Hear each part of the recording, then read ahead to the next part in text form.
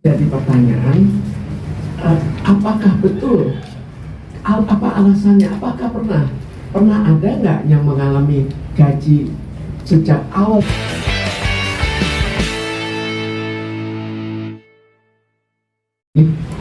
Assalamualaikum warahmatullahi wabarakatuh.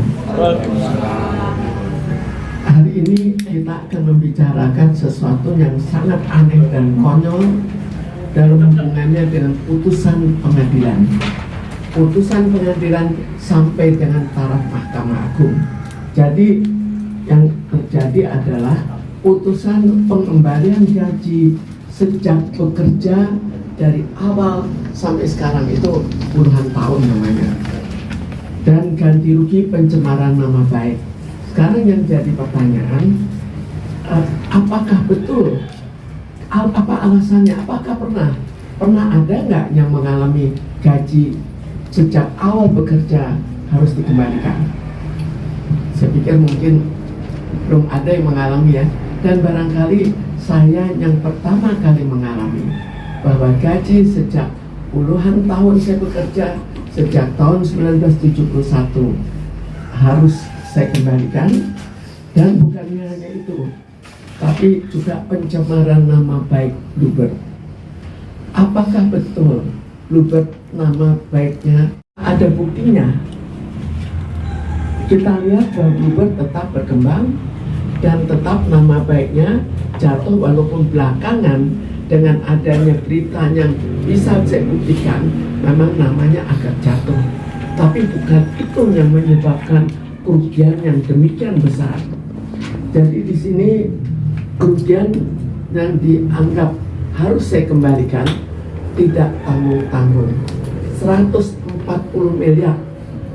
40 miliar untuk gaji yang harus saya kembalikan sejak awal bekerja sampai gugatan ditayangkan. Dan ini sudah disahkan oleh pengadilan, sudah inkrah, dan saya sudah dipanggil untuk membayar 140 miliar. Dan bukan hanya itu, biasanya tidak pernah ada suatu yang sifatnya ban prestasi. Ini kan bukan hutang piutang, tapi ban prestasi. Kalaupun ban prestasi itu benar, itu tidak pernah ada yang diturunkan ke anak turunan. Tapi kali ini dari saya diturunkan ke anak turunan. Apa bahayanya? Bahayanya adalah bahwa ini jurisprudensi. Jadi sewaktu-waktu siapapun yang salah bisa menggunakan putusan yang sudah disahkan di saya. Kemudian kita lihat bagaimana sih kejadiannya. Jadi sebetulnya Bluebird dulu pernah diterangkan terdiri dari 4 kelompok pengusaha yang saling tidak mengenal, yang menyetorkan uang modal mereka, disetor bersama-sama. Tapi sejak 1982 satu persatu tergeser. Bisa dibayangkan, sudah menyetor modal tergeser pada saat Bluebird sudah jaya. Kemudian yang kedua juga demikian. Kalau yang ketiga caranya lain lagi. Itu dilakukan penganiayaan yang oleh pengadilan tidak diakui sebagai penganiayaan, yang dilakukan secara rame-rame terhadap pemegang saham yang pada saat itu berusia 74 tahun, wanita. Jadi 13 hari setelah bapaknya meninggal, anak dan istrinya dianiaya. Dianiaya oleh siapa? Oleh Purnomo, istrinya, anaknya, dan mantunya ikut juga menyaksikan, mantu yang sekarang sudah cerai. Lalu kita lihat lagi bahwa akhirnya setelah satu persatu digeser, jadi saya ini yang digeser terakhir yang lain sudah digeser, baru saya digeser. Entah karena apa, apakah ingin saya bekerja dulu atau barangkali karena saya masih saudara, itu tidak tahu.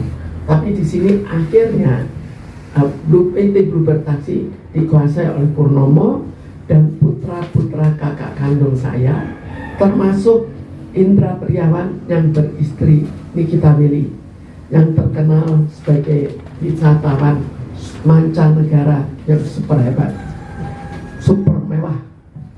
Sekarang kita lihat lagi bagaimana kan PT Bluebird. Apakah sah? Apa bisa menggugat? Di sini saya bawakan buktinya.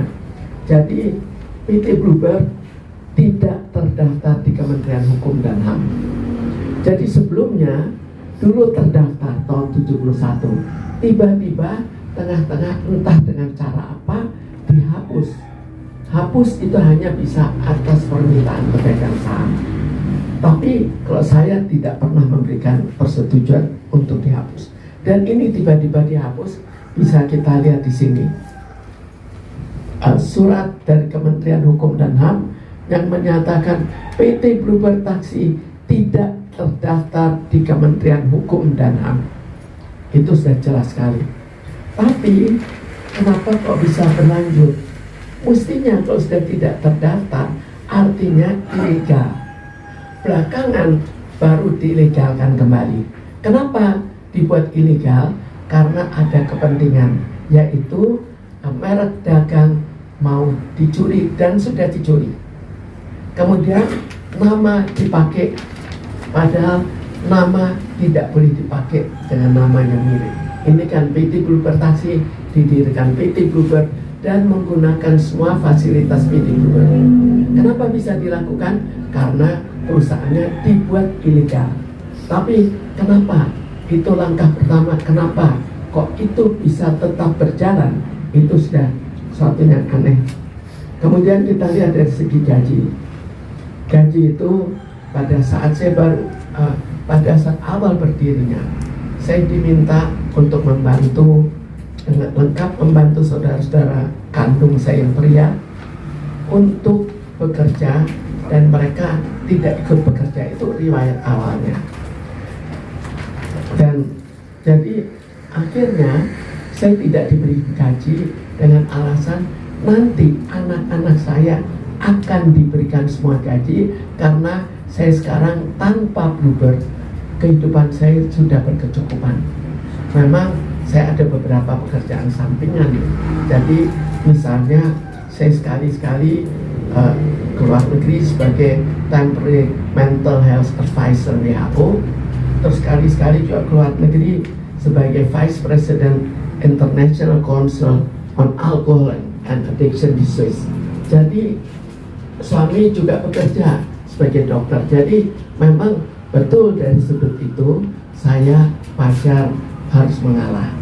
Tapi seharusnya kan tetap diberikan gaji. Kenapa dijanjikan? Lalu dan bahkan awalnya tanpa posisi. Sejak 1986 akhirnya saya sudah tidak tahan lagi, mau mundur, diberikan posisi sebagai direktur. Tapi walaupun diberikan posisi tetap tidak digaji. Tahun 2000 diberikan gaji. Saya pikir sudah terjadi perdamaian. Ternyata itulah malapetaka bagi saya yang terjadi sekarang. Apa malapetakanya? Pada tahun 2013 seluruh gaji yang pernah saya terima harus dikembalikan. Ini putusan pengadilan sampai dengan putusan Mahkamah Agung. Di sini ada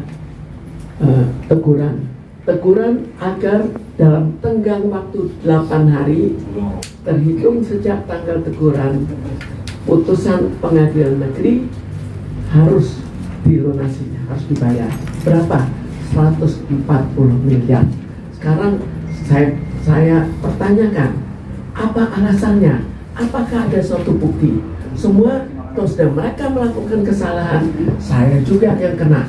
Contohnya tadi saya kemukakan bahwa Bluebird Taksi tidak terdaftar di Kemenkumham.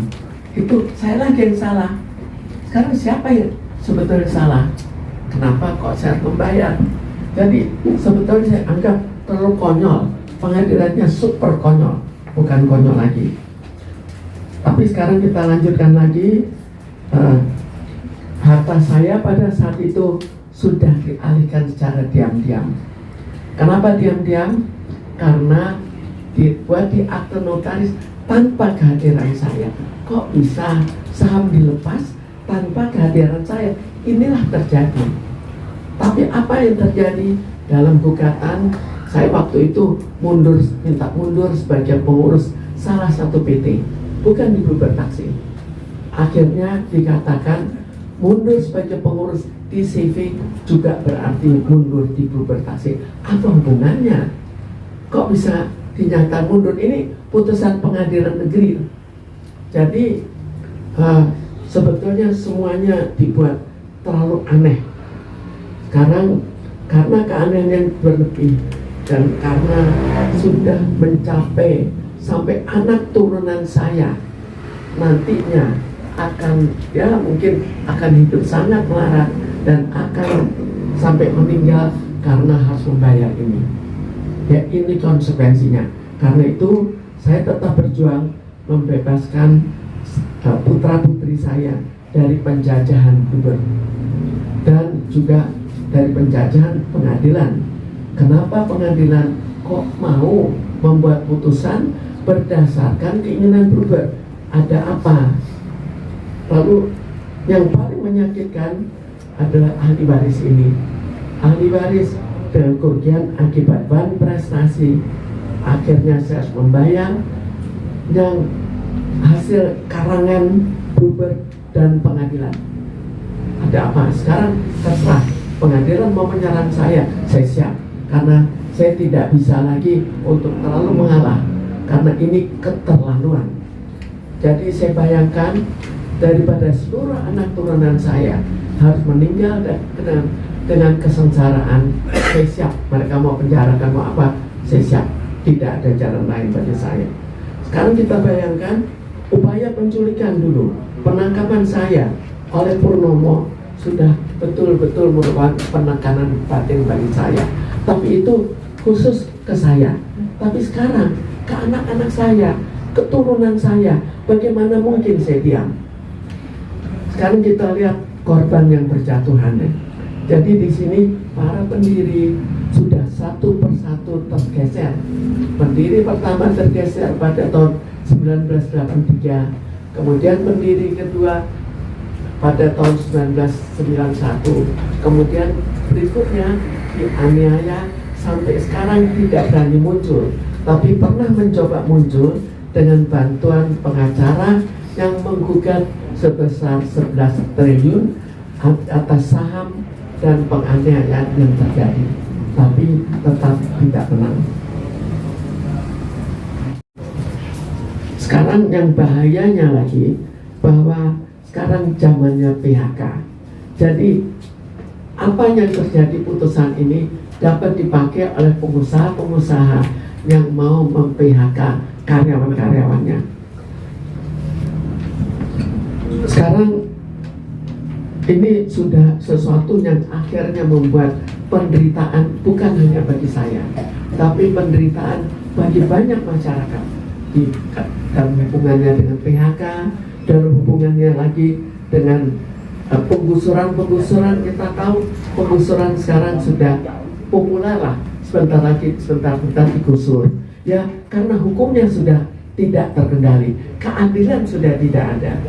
Jadi sebagai terakhir yang saya harapkan ada keadilan betul-betul ditegakkan kembali, keadilan itu nomor satu, dan tidak membuat perkecualian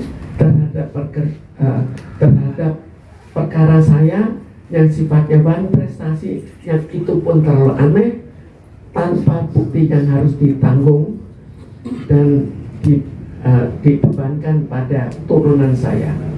Sekarang secara keseluruhan keadilan harus ditegakkan, terutama keadilan terhadap masyarakat yang tidak berdaya, yang sudah mulai berada di bawah ambang toleransi kekuatan jiwa manusia. Mereka sudah tertekan. Jadi tidak ada jalan lain sebetulnya, demi masyarakat harus ada suatu gerakan. Ini terakhir, semoga presiden yang baru memperhatikan bahwa masyarakat sudah terlalu tertekan. Masyarakat level saya tertekan juga, tapi mungkin tidak setertekan dari masyarakat kecil yang akhirnya sulit makan. Demikian